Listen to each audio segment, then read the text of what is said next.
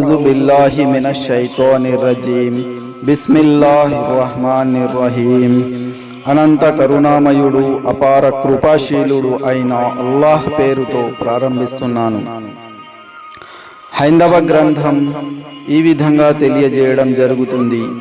భగవద్గీత 10వ అధ్యాయం 3వ శ్లోకంలో, యో మాం జనాదించ వ్యక్తి లోకమహేశ్వరం అసంబూఢర్ సమర్థేషు సర్వ పాపైః ప్రముచ్యతే.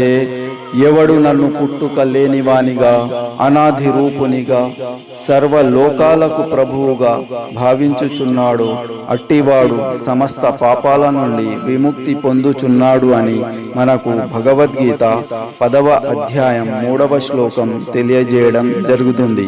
అంటే ఆ దైవానికి పుట్టుక లేనివానిగా అంటే తల్లిదండ్రులు లేనివానిగా నమ్మాలి. అనాది రూపునిగా అంటే ఒక్కనిగా, దేవుడు ఒక్కడే అని నమ్మాలి.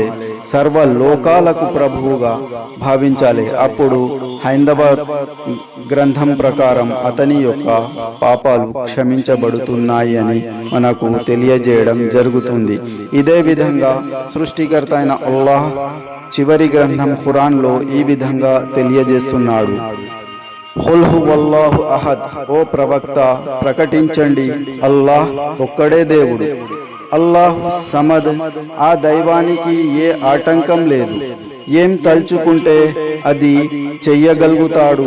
ఎవరి ఆధారము, అవసరం, అక్కర లేనివాడు, నిరపేక్షకుడు. లం యలిద్ వలం యూలద్, అతను ఎవరి సంతానం కాదు, అతనికి ఏ సంతానం లేదు. అంటే ఆ దైవానికి తల్లిదండ్రులు, భార్య పిల్లలు ఎవరూ లేరు.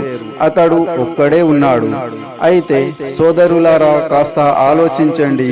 దైవానికి తల్లిదండ్రులు ఉంటే తల్లిదండ్రుల స్థానం గొప్పది అవుతుంది, దేవుని స్థానం గొప్పది కాదు.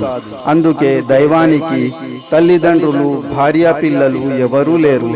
అతడు ఒక్కడే ఉన్నాడు.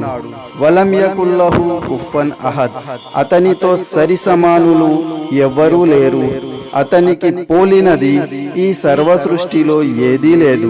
ఇటువంటి దైవాన్ని మనము ఆరాధిస్తే పరలోకంలో సాఫల్యము పొందుతున్నామని మనకు చివరి గ్రంథం ఖురాన్ తెలియజేయడం జరుగుతుంది.